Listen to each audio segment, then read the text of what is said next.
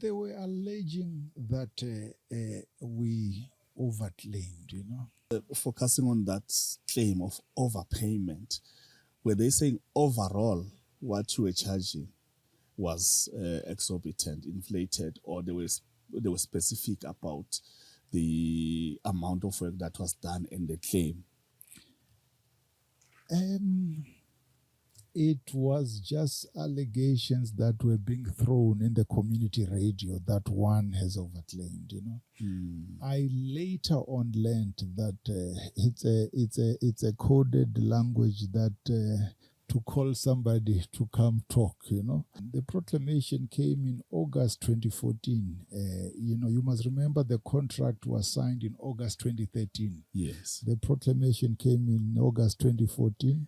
That was before the municipalities merged. That is correct. And since the proclamation was made, SIU never made a single contract or phone call to me. The new municipality, approached the SIU seeking to invest. That information of when they approached, I only got to learn about it later on, some 4 or 5 months later on, when I went for the interview with the SIU, that they mentioned that they were requested by the mayor and the municipal manager to investigate me.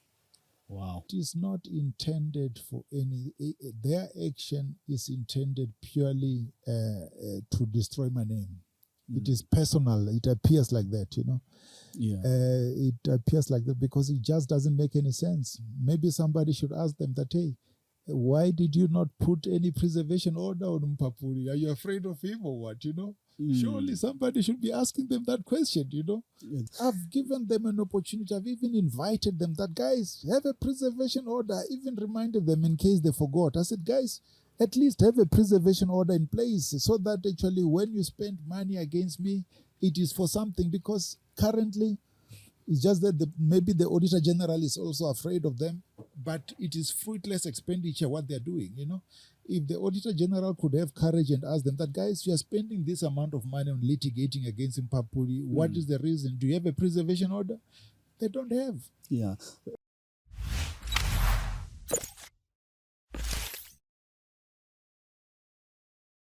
Hello, everybody. Welcome to the People's Eye podcast. My name is Sizwe Samayende. I am your host today. We are coming all the way from Arthur BS Sport Dam in the Northwest. My guest today is Mr. Lufuno Mphaphuli. He is a civil engineer. He's an electrical engineer. Sorry about that. He's going to tell us about his struggles with the SIU pertaining to a project he was awarded in Limpopo in the Fetakgomo Tubatse Municipality. He was awarded a project to electrify 20,000 rural households, but along the way, something went wrong.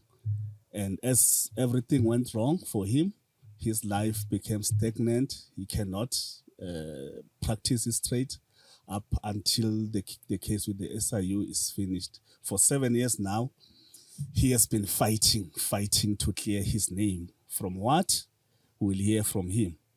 Welcome, Mr. Mphaphuli. This is the People's Eye podcast.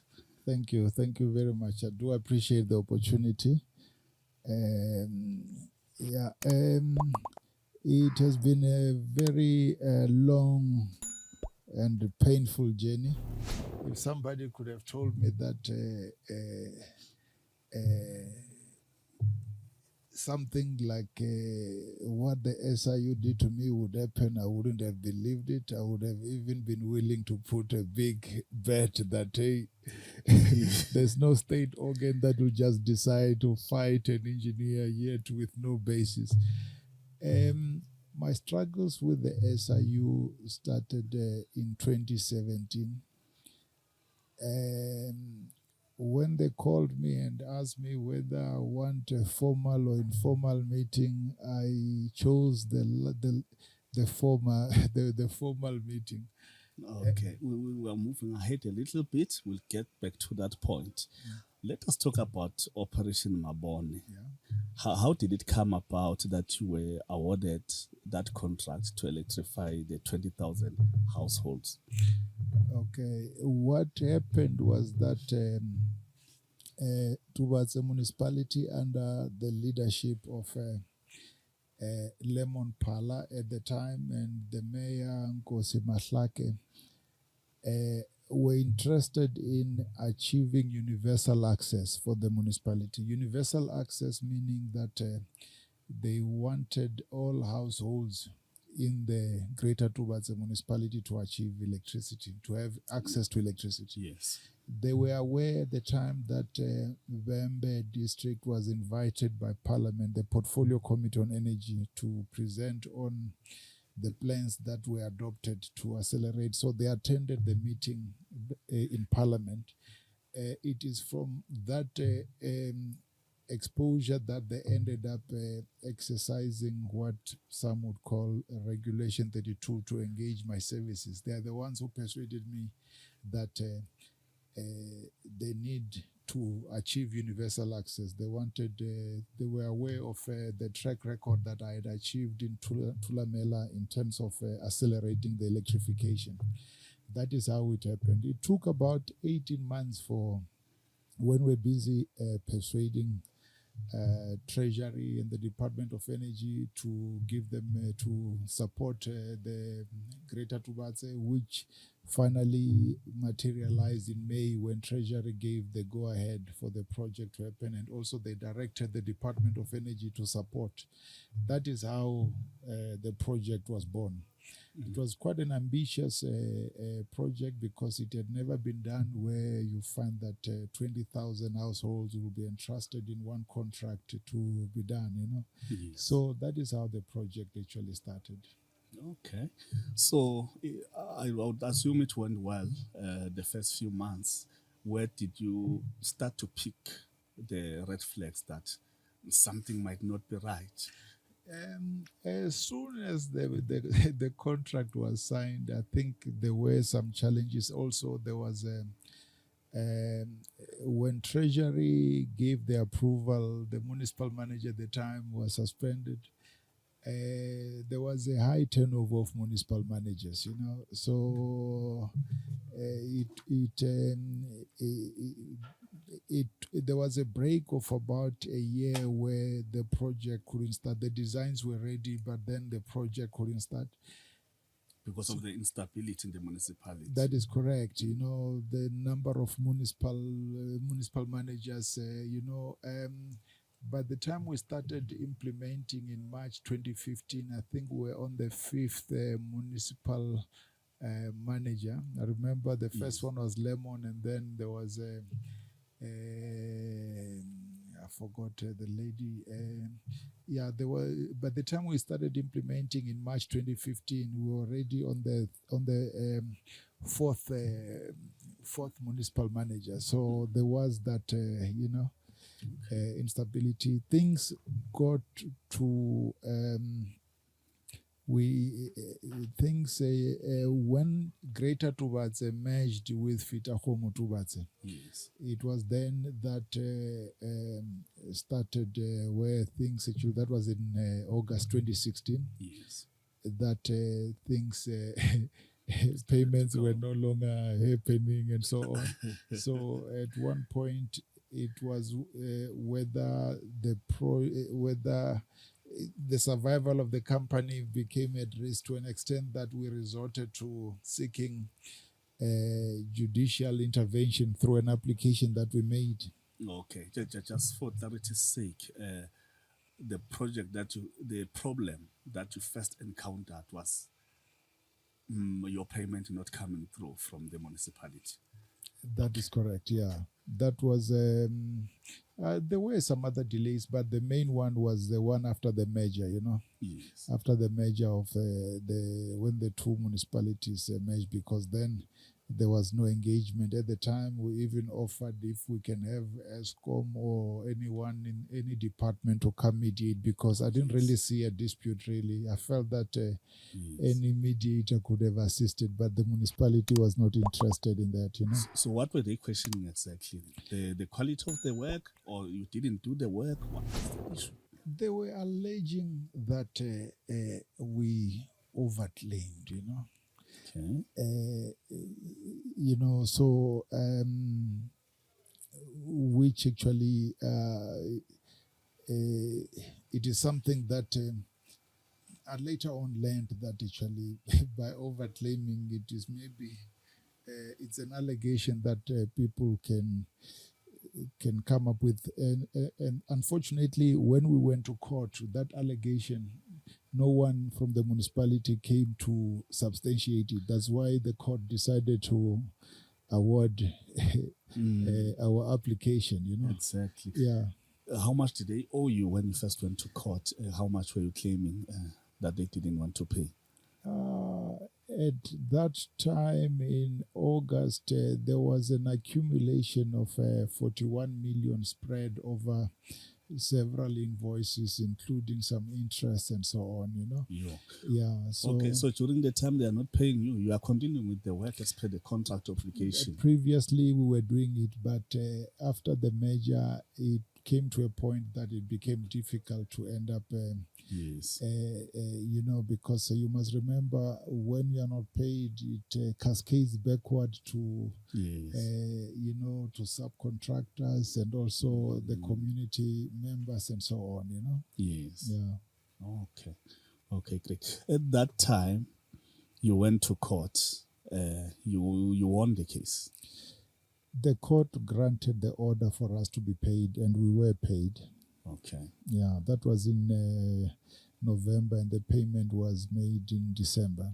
Okay, great. After the payment, did you go back on site to continue? Oh, yes, we did. In January, we were there working and so on. And then there was this issue now where the SIU came on board. It was then that it became very complex in a way. Yeah. So the SIU comes on board.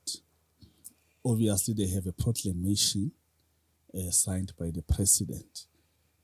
Were you aware of the proclamation? The contents of the proclamation was Mphaphuli Pty Ltd or Lufuno Mphaphuli as an individual or a director of the company mentioned in that proclamation? It was not a new proclamation. The proclamation came in August 2014. You must remember the contract was signed in August 2013. Yes. The proclamation came in August 2014. That was before the municipalities merged. That is correct. And since the proclamation was made, SIU never made a single contract or phone call to me. And after the merger, that municipality was no longer in existence on its own. It was now a combined municipality with Fetakgomo municipality. Yes. And it was after the winning of the court order, what happened is that the municipality appealed the Polokwane judgment, and the Supreme Court dismissed their appeal on the 6th of March. So it appears that 4 days later, the new municipality, approached the SIU seeking to invest. That information of when they approached, I only got to learn about it later on, some 4 or 5 months later on, when I went for the interview with the SIU, that they mentioned that they were requested by the mayor and the municipal manager to investigate me. Wow. Is it not strange? The SIU, where do they get their mandate to investigate? Is it not directly from the president?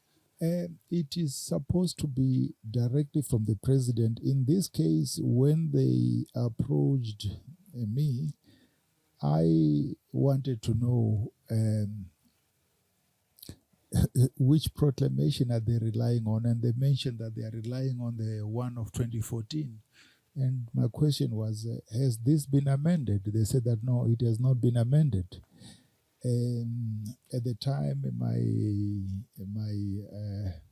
legal advisor, my attorney, advised that we should cooperate with them, which we did. We gave them all the information that they requested, although the information that they were requesting appeared to be not related to the proclamation. For instance, my banking details and so on, and also the details of my suppliers. It was like, now it is a proclamation that is targeting me, and so it appeared, it gave an impression that it was more like a revenge that the Supreme Court ruled in my favor, and also previously the Polokwane High Court ruled in my favor, which was quite worrying. As you said, it's the 6th of March. The municipality's appeal is dismissed by the 6th of March 2017. The Supreme Court dismissed the appeal by the municipality. Then on the 10th of March, you get a call from the SIU. No, the 10th of March, the municipality approached the SIU. Oh, yes. On the 6th of April, the SIU served me with an investigation notice. In which they demanded information about the designs and so on, which was quite strange. And interestingly, on the 9th of March, we had met, myself and my attorneys had met the municipality and their legal team to sit down and chat a way forward on the project, because it was my interest was in seeing this project completed, Yes. So that was my focus. It was only later on that I learned that a day later, the municipality went to hire the SIU, which was quite a shock, because we sat down with them on the 9th, and on the 10th, they went over, and the agreement from the 9th was that we should provide them with a proposal on how to go forward, which we submitted to them on the 14th of March, Yes. Yes. Okay. Yeah. Would you mind sharing what was your proposal saying? The proposal was showing that how we can go forward, what work is outstanding, and how, if there are assertions of overclaiming, how that can be addressed by having an adjudicator or mediator to handle, an independent party to handle that, as a way forward, Yes. Yeah. Okay. So just focusing on that claim of overpayment, were they saying overall what you were charging was exorbitant, inflated, or they were specific about the amount of work that was done and the claim? It was just allegations that were being thrown in the community radio that one has overclaimed, I later on learned that it's a coded language that to call somebody to come talk, Yeah. But because ourselves, we were clear in terms of where we stood, that's why we could confidently go to court, Exactly. But later on, I learned that no, it's an expression that people would use to try to call you that, hey, come over, But at that time, how do you understand this? Because now the court is saying you didn't overclaim. Everything you did was okay. You must be paid your money. Then the SIU is coming with the very same allegations that a court of law said they are neither here nor there. Yeah, what was troubling was that it came across as if the SIU are investigating the court decision, which was worrying, because it means that whatever decision, it is now being disregarded. The municipality, I feel, if there was if people are not happy with a decision in a constitutional democracy, the correct way is to appeal the decision. And if the Supreme Court has denied, then it means that they should have gone to the Constitutional Court.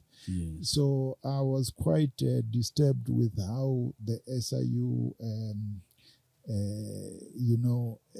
the way, the role that actually they ended up playing in the whole thing, And also they were aware that I had met with the municipality on the 9th, so they were aware.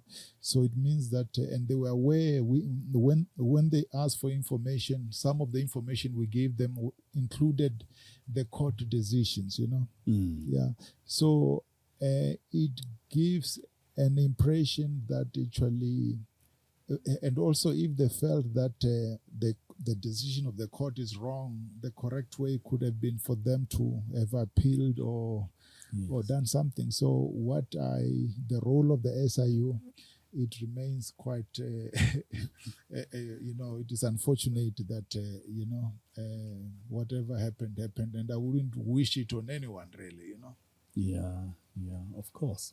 I understand what you're trying to say, but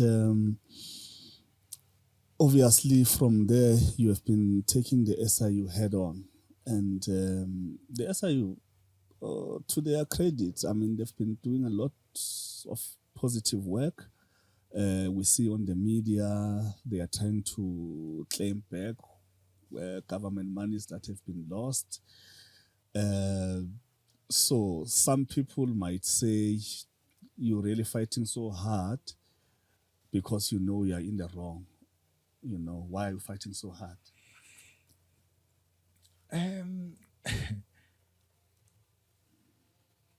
The company Mphaphuli Consulting is basically my name, when you are accused of something that is not there, you are left with no choice, when you're trading with your own company, you try to comply to the laws of the land, everything, because it's your name, basically. You cannot run away from it, go form another company and so on. So I'm basically fighting for my constitutional rights, but also of other people. You must remember that if you go to court as a Section 34 right, constitutional right, and then you have a decision made, and then the SIU disregards that decision,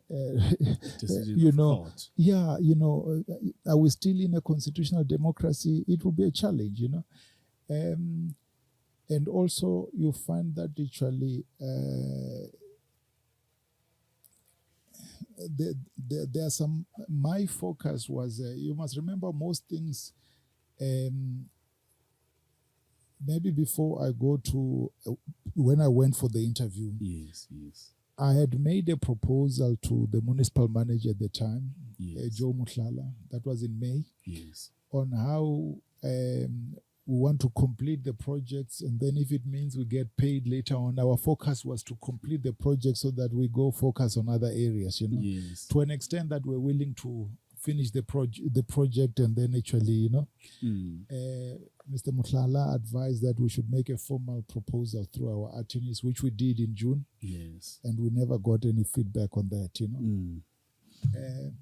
and then it was on the 1st of August when we went for the interview at the SIU offices. In that interview, the SIU revealed that, in fact, they were hired by the mayor and municipal manager. It came as a shock that all this was because of that, that it had nothing to do with the proclamation. They were hired, and it was in context on why they were requesting personal information, not information related to procurement. You must remember, I'm a private entity, and SIU are not supposed to be investigating individuals and so on, So that concerned us. And then on the 7th of September, I made a submission to Parliament to Minister Masuta and also to the chairperson of the Portfolio Committee on Justice. It was MP Mochecha, Dr. Mochecha. Yeah. That was on the 7th of September. And then on the 18th of September, the SIU wrote a letter requesting a meeting to discuss the submission we made to Parliament. Yes. We couldn't meet them because we were waiting for Parliament to come back to us. And then the following week, on the 26th of September, we requested a transcript of the record of the interview with the SIU. They did not respond. And then on the 23rd of October, boom, we got summonses, the summonses came without us even knowing what are the investigation results, what recommendations or anything. It just came suddenly like that, And also we had requested for a copy of the transcript that they had undertaken to provide us. They never did, So there was just and also way back in August, actually, the municipality had sent us some letter intending to cancel the contract for reasons that were not not actually, it did not make any sense, Yeah. But to me, as you explain the whole project, it was driven by the Department of Energy funding it. It's their baby, actually. That is correct. Also, National Treasury had to approve it. That is correct. National Treasury approved the project. But now, when it comes to complaints of overcharging, of doing anything wrong, why is the Department of Energy, why is National Treasury quiet? I don't know why they will be quiet. What I know is that all departments appear to be afraid of the SIU. I don't know for what reason. And when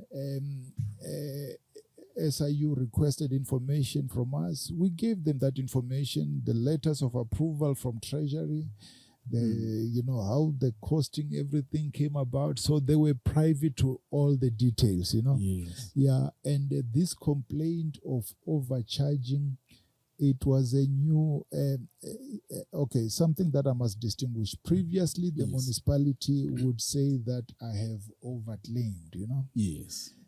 The SIU's narrative, they are talking about the contract. There's a difference when one has overclaimed, you overclaim on an agreed contract. What the SIU, the allegation they came up with, it is, they are saying that the monies that was allocated by the Department of Energy for the project was high.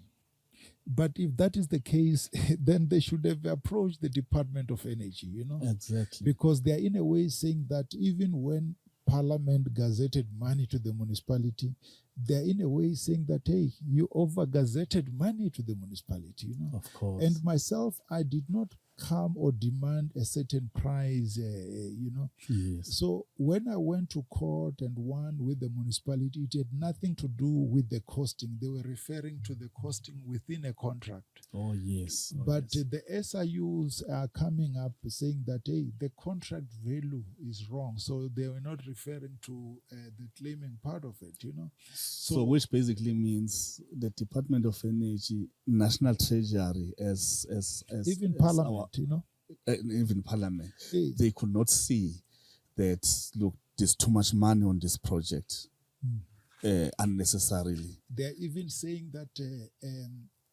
the costing of ESCOM, because actually the costing of the contract was based on what it was costing ESCOM in the area, Yeah. So by them saying that the amount is higher, they're also saying that ESCOM is overcharging in the value of the contract. So basically, the allegations of SIU, if they were to be analyzed further, it means that the costing of projects in the whole of South Africa is wrong. It's wrong, yeah.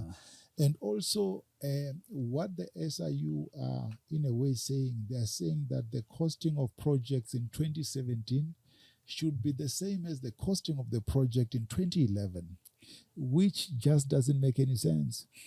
Can you explain that? Are they saying that because of comparing what you charged in the Vembe area?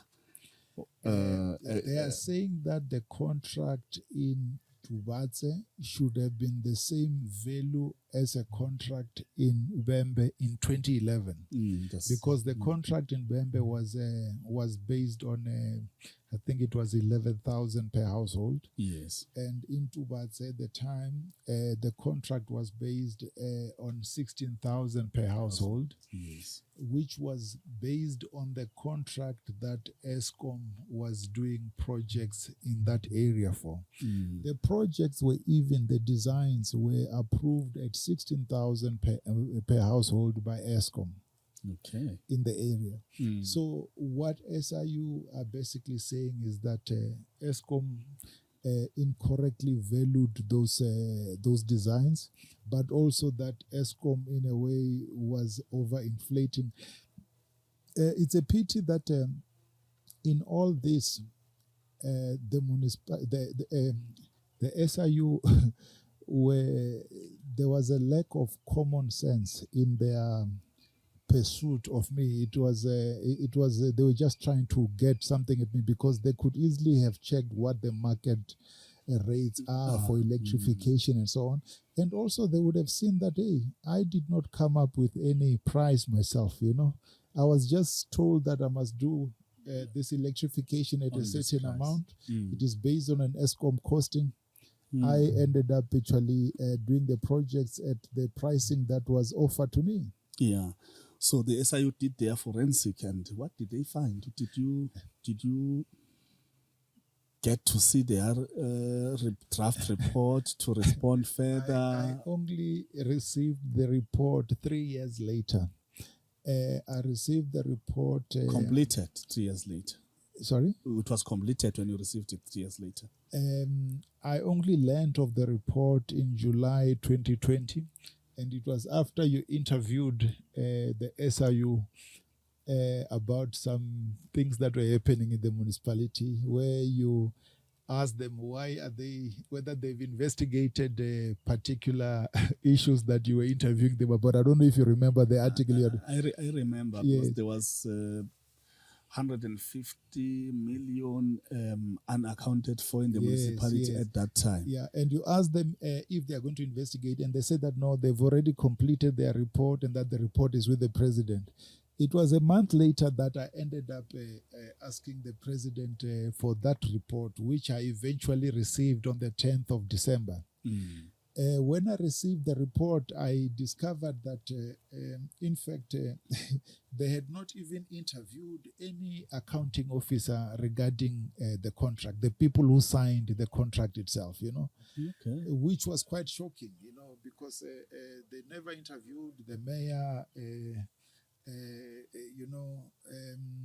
they never interviewed ESCOM, they never interviewed basically the people who signed the contract, Yeah. So they're basically saying you went on your own, you did the job, then you went on your own to the system of the municipality or the Department of Energy and paid yourself extra without any official helping you to do that if you had any evil intention of doing it. Actually, the MFMA Act is very clear on issues of unauthorized expenditure, irregular expenditure, or even fruitless and wasteful expenditure.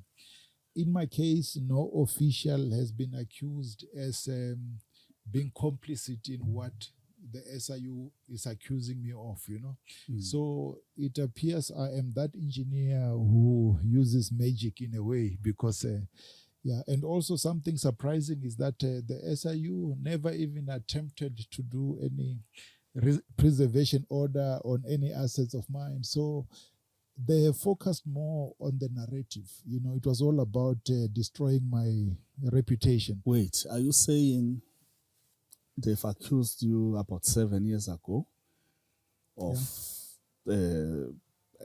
having earned government money wrongfully? Yeah. In the 7 years, they are litigating. They go to court. They do their report. They are trying to go to court, but they are not trying to protect the money that they are claiming. Basically, Exactly. as they are always doing, the house, the cars, the whatsoever they think was bought using the proceeds of that particular crime has to be frozen until. They never attempted to do that. They never attempted to do that. Even my accounts, my properties, they never even tried to do that. So it has never been about genuinely pursuing what they were alleging. It was all just a narrative, I believe they were trying to manage the submission I made to Minister Masuta and the chairperson of the Portfolio Committee in Parliament on the 7th of September. They were trying to ring fence me so that Parliament should not even look at my issue.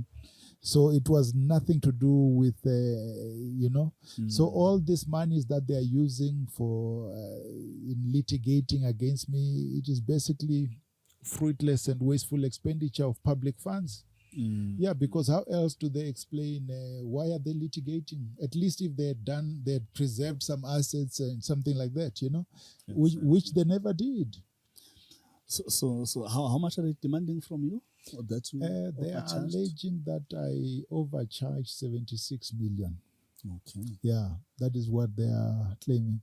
I've seen that they pursue people for 800,000 or something less or whatever. Yeah, we're talking about 76 million. They never even attempted.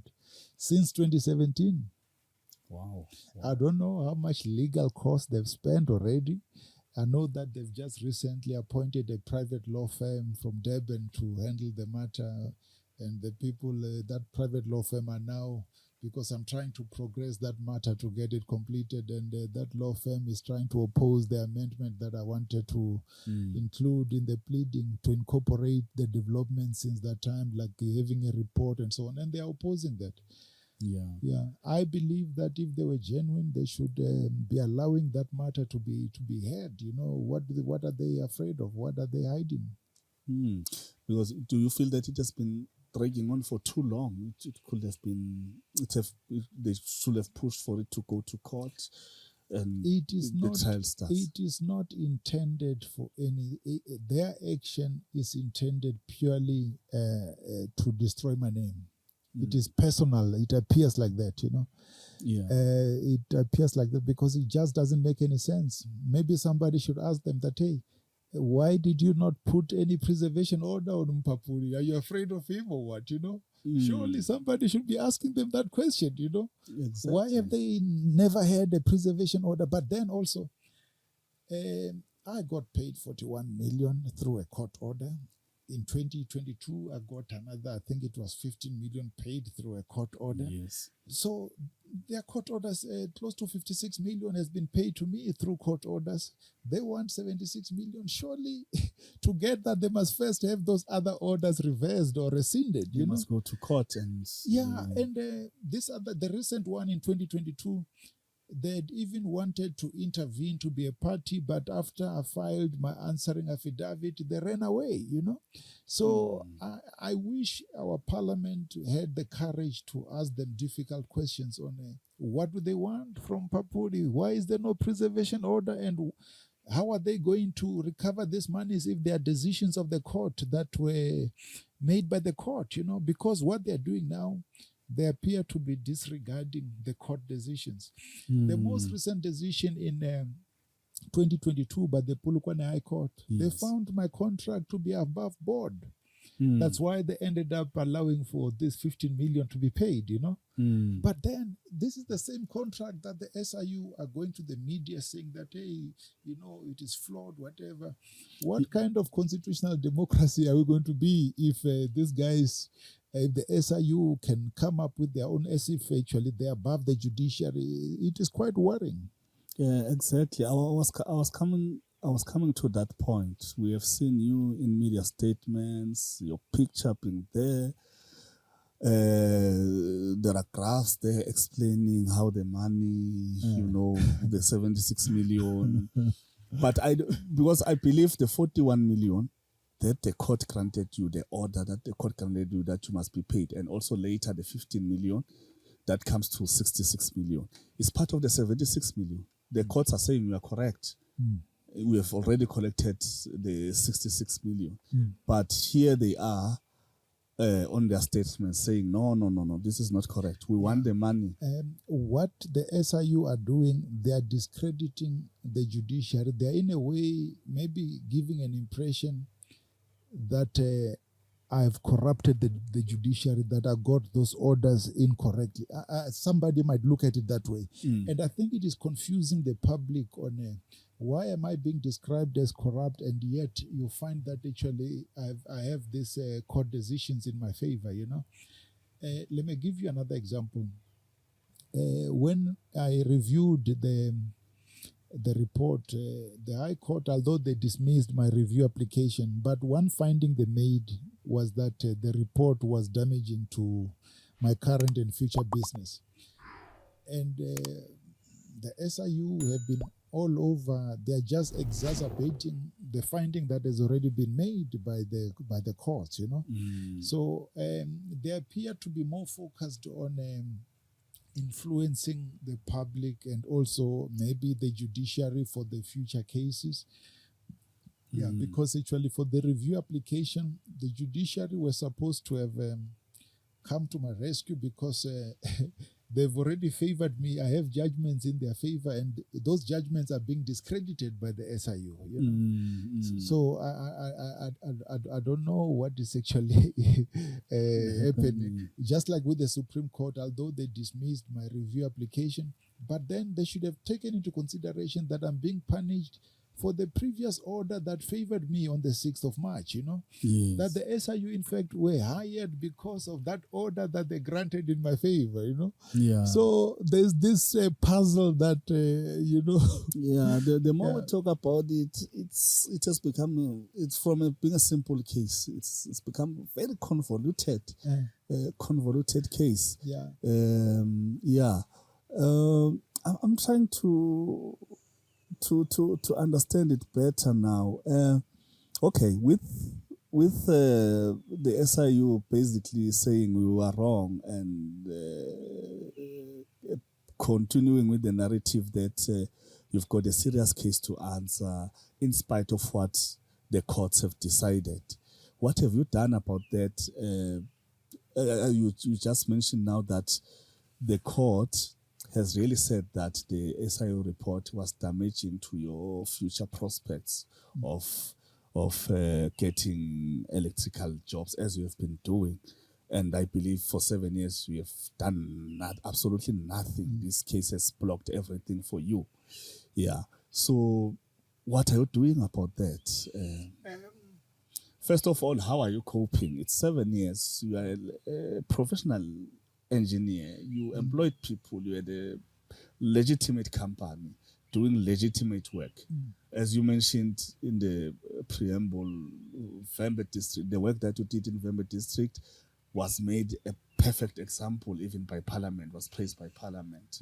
So now you are here, you are jobless, you cannot get any job.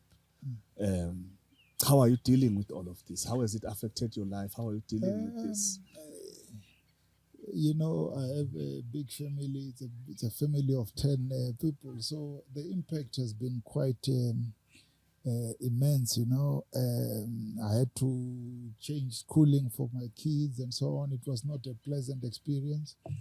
And also you find that people shun you, you know, because a lot of people trust whatever gets spewed by the SIU. So it has been quite tough, you know. But what I've done, I've tried to understand, to have an interest in law, you know. Currently, there's a damages claim that was launched in 2020 against the SIU and the municipality, purely because they colluded against me together. For reasons that are best known to themselves. I don't know exactly, you know, what the SIU was given or whether they were given some money in order to pursue me, but I don't understand Especially now, you find that the SIU are pursuing me, but yet there's no preservation order. So what is the point? So, there are those things that are there. So I don't know what is it, but and Mr. Khanyaho has been quite effective in portraying me as corrupt and all that. I believe actually he doesn't have the background of the thing. He was not there when the matter started. But he has assisted by having ample proofs of the damage that he has done on myself, because from the media statements and all the postings that they've done, they are forming part of the evidence to prove the defamation that they are having. So it is quite, it has not been pleasant, but I wish our president or the leaders of the country could have an interest. What I've observed is that everyone is afraid of the SIU. That is what I've seen. Exactly. And I was going to ask, where do you get your courage to challenge the SIU, even sue the SIU for damages? I'm trying to hide something really serious. You mean hide as in? Conceal. Something very serious. I've given them an opportunity. I've even invited them that, guys, have a preservation order. I even reminded them in case they forgot. I said, guys, at least have a preservation order in place so that actually when you spend money against me, it is for something, because currently it's just that maybe the Auditor General is also afraid of them, but it is fruitless expenditure what they're doing, If the Auditor General could have courage and ask them that, guys, you are spending this amount of money on litigating against Mphaphuli. What is the reason? Do you have a preservation order? They don't have. Yeah, look, because I've been following for years. You've been tweeting a lot. You've been inviting everybody from the president to Parliament to basically everybody who matters on this matter. Have you received any response? Because surely the SIU should account somewhere. The police account somewhere. Everybody accounts somewhere. The SIU does not account to anyone from what I've observed. Firstly, they have a memorandum of understanding with the public protector. The public protector approached her way back in June 2017. Within 5 days, she had closed the file and said that, hey, the SIU are acting within their mandate. If she had just had a little bit of interest, she would have seen that there's no proclamation under that municipality. She would have also seen that actually there are court orders in my favor. She herself, as a public protector, knows that she doesn't investigate court decisions, So, and also recently, I think it was March this year, Scopa signed an agreement, a memorandum of understanding with the SIU. So basically, the SIU is now, I would maybe say that they can do whatever. No one can really, they don't account to anyone. And an example is my case.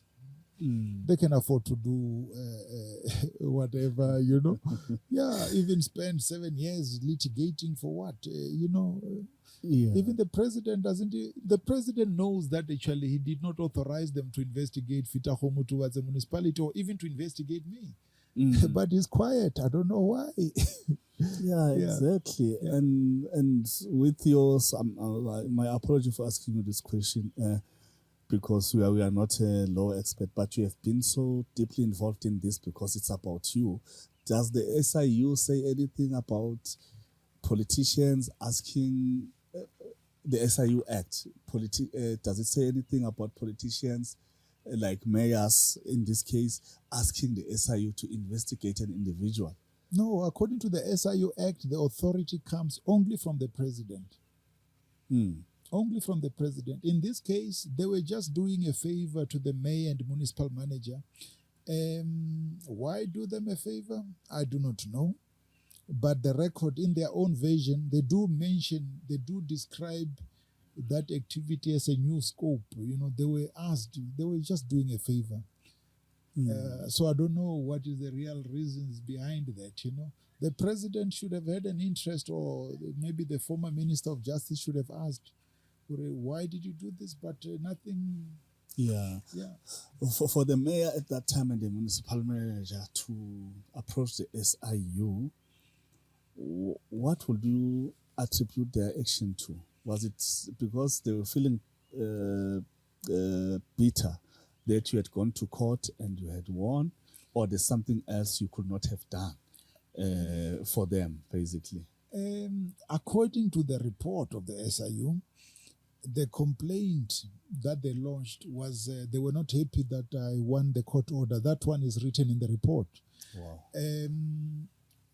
That time, the SIU was supposed to have seen that, hey, man, this is an aggrieved litigant, somebody who lost, But also in that report, it does capture that the municipal manager briefed the SIU, meaning that he gave them the mandate to do whatever, It is what is written in the report.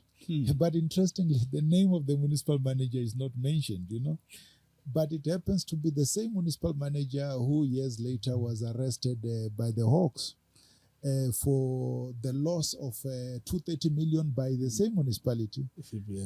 VBS related. Yeah. And the loss of 230 is not mentioned in the report, and it was during the time that the SIU was investigating the municipality as per the proclamation of the president. Report was sent to the president on the 10th of September 2019. The loss of money happened in 2018. So they were aware of the loss of 230 million, but they did not even touch it. And the mayor and municipal manager were not there. The mayor ended up stepping down because of that loss of 230 million. Yes. So basically the SIU were hired by people who were complicit in the loss of 230 million. And we're talking about, and now they're pursuing Mphaphuli, and I don't know whether I'm being used as a deflection or what, because how can they not be interested in the loss of 230 million? Yeah. Yeah, that's, yeah. I wish some courageous journalists could ask them that, hey, what is wrong, Yeah. Yeah. Very interesting, but also eye-opening as well. There are so many questions about your case. What you've just mentioned now, the unaccountability of the SIU, because you have been complaining formally and even informally on social media. You've been tweeting a lot, but there's nobody who's coming to say, SIU, can you explain a little bit what happened here exactly? Does that worry you? It is quite worrying because if we are to believe that we're in a constitutional democracy, you don't expect one state organ to be completely rogue where it doesn't. It is constitutional delinquent. It does not. It doesn't. It does not. It is not constitutional. Its actions are not. For instance.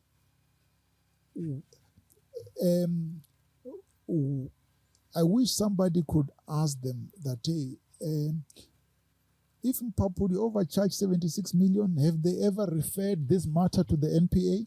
Because it is like myself, I'm immune. I can steal money, and I don't even go to jail or even get questioned by the Hawks or the NPA. What is actually happening, Somebody should have an interest to know, Ray. I guess some people will want to know, Ray, how does Mphaphuli do it where you find that you get away with that and you don't even get subjected, you don't even get referred to the NPA? There should have been an interest, Yeah, but there's none. Exactly. It's I don't know, man. Because as you say, NPA, there's a criminal element to the matter as well. If ever whatever. That's why I say that what kind of magic is it, Yeah. What kind of magic? But also you find that there should have been somebody who's supposed to have been complicit. There should have been some municipal manager or official who is supposed to be held accountable, or who would have assisted me if indeed I did something wrong. So this one. You have superpowers. Where do you get them? It looks like it, it looks like it. I wish I could have those superpowers actually, and also the superpowers are such that they cannot even pursue a preservation order, Yeah. But somebody who does not have the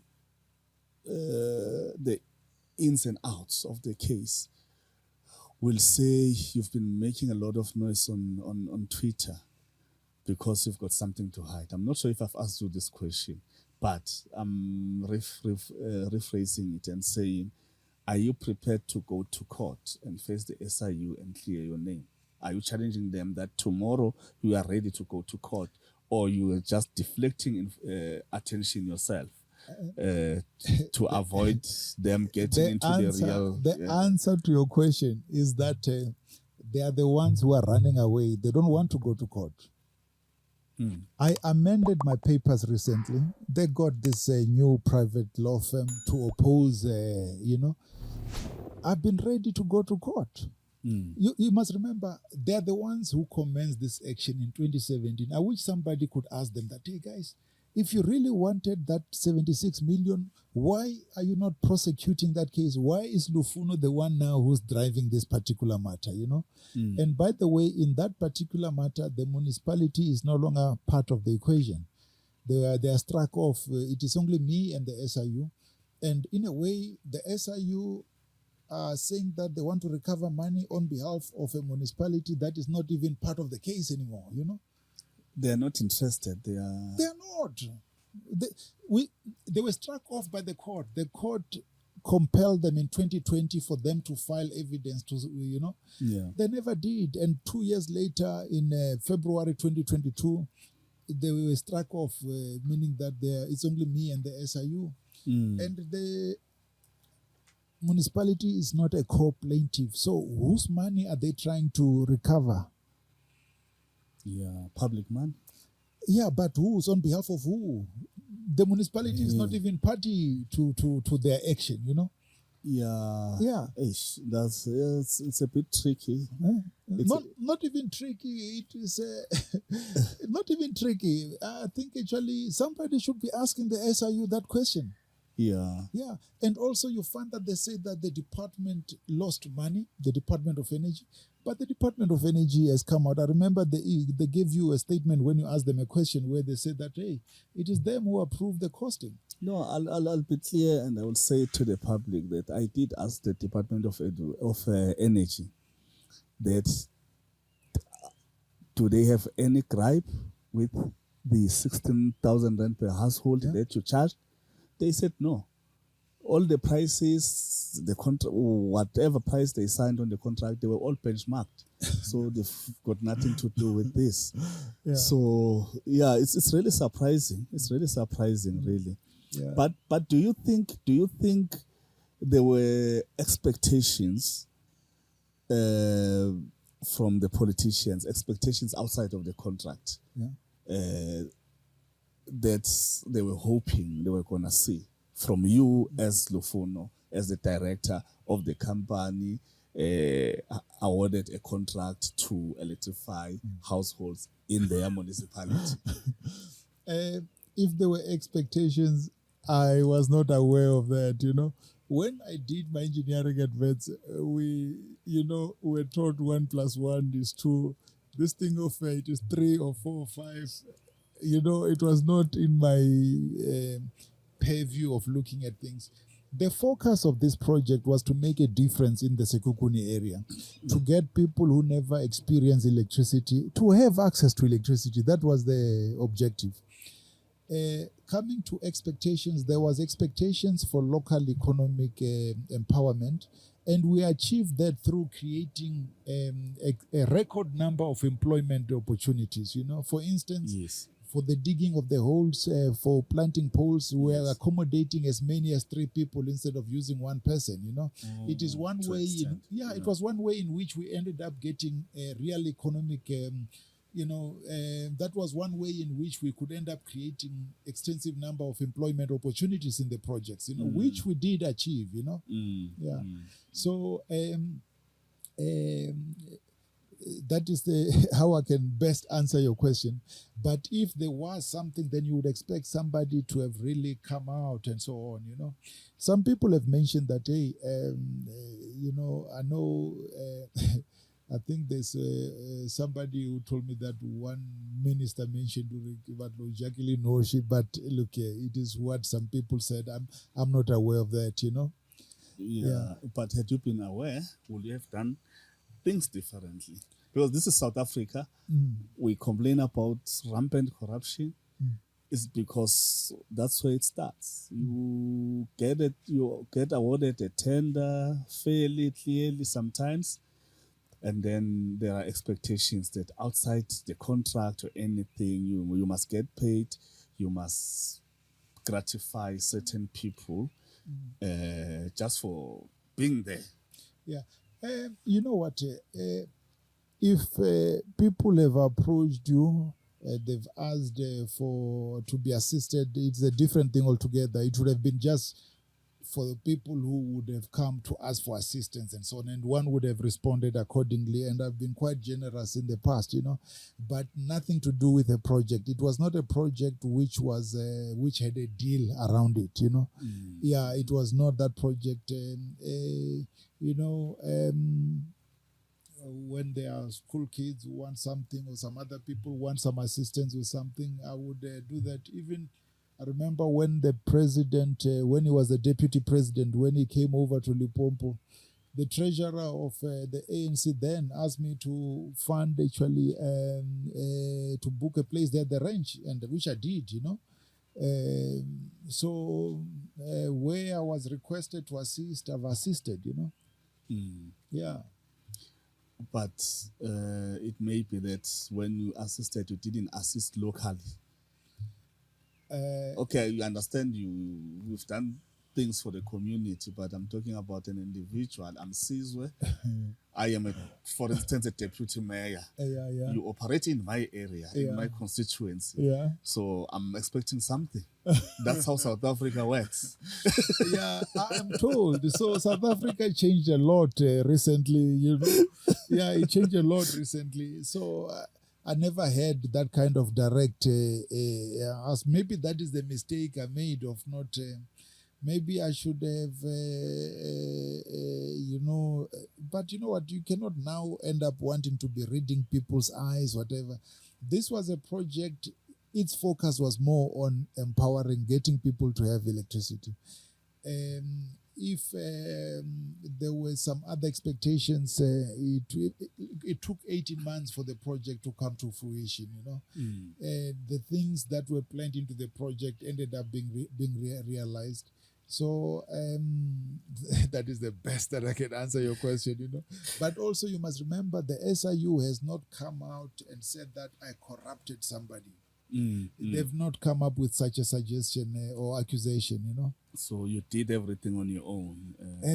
They have not actually come up with it. In fact, they are describing me as corrupt, but then how do you become corrupt but there's no corruptee or something like that, Exactly. Which is quite painful, because actually that's why it is quite damaging, because there are these accusations that are thrown and yet they are not being substantiated. I know that they've had access to my bank records and everything. They should be coming to the public and sharing with the public what they know and so on, Exactly. Because surely, I cannot. They should be substantiating their propaganda against me. They should be taking the public into confidence and No, your case is a classic case of somebody who understands his rights, who understands how the government system works. If you are aggrieved, what do you need to do, and all of that. And you mentioned earlier repeatedly that people in general, and even government people in positions of authority like the SIU, like Parliament, they are afraid of the SIU. What would you say about this fight that you have taken? You've taken the SIU head on. What do you say to the ordinary person on the street who feel aggrieved by state authorities? Either it's the police, either it's the SIU, NPA, or anybody, or any entity. I wouldn't want to advise anything, because circumstances differ. In my case, there are benefits in doing things properly. because when you've done things properly, you end up not being afraid to approach the courts or to seek intervention, which you believe would end up assisting, you know.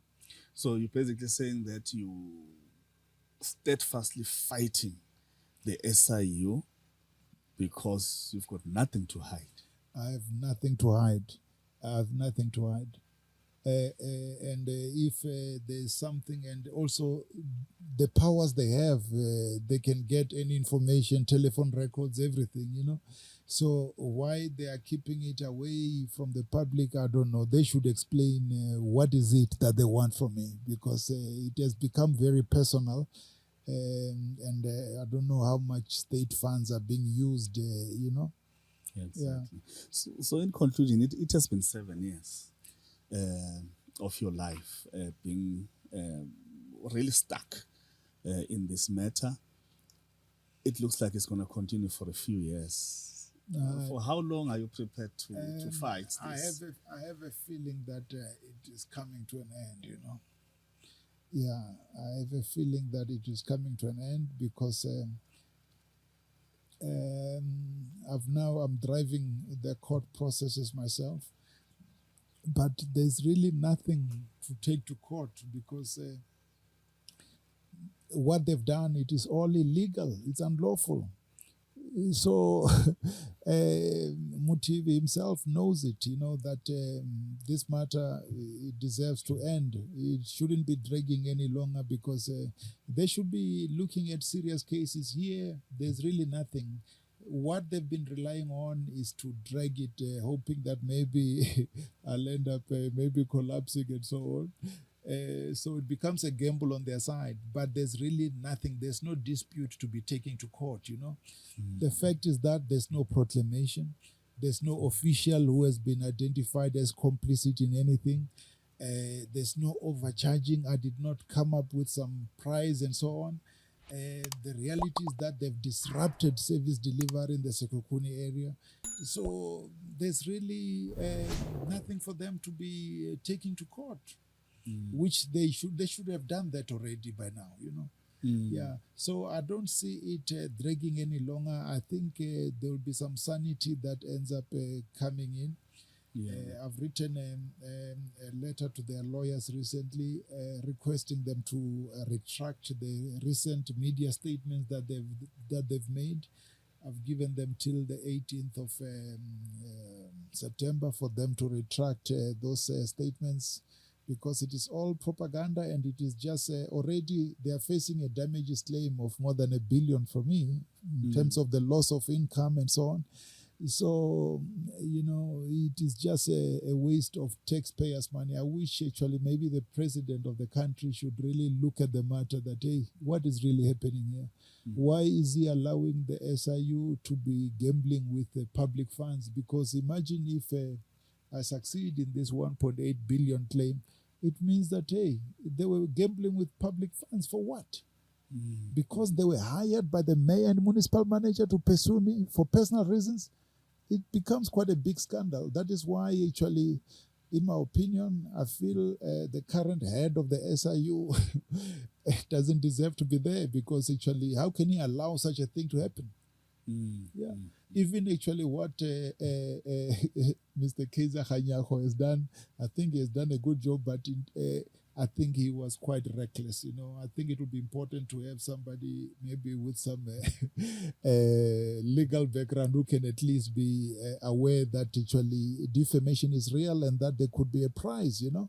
Imagine actually with all the evidence, all the media statements that are blatantly showing that, hey, they are being in contempt of court. That, you know, it is really unnecessary.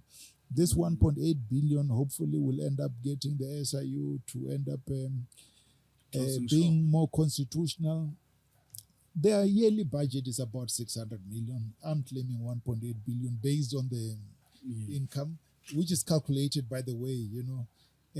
So, and it is all because of personal. It has nothing to do with governance or anything, you know. It has nothing to do with that. It's all personal. Because maybe they don't like that, you know, I don't know. Yeah, okay. We will wait and see what eventually comes out of this case. But from here, we hope the SIU will be able to sit down with us and try to refute whatever we have said about that. I'm hoping for that.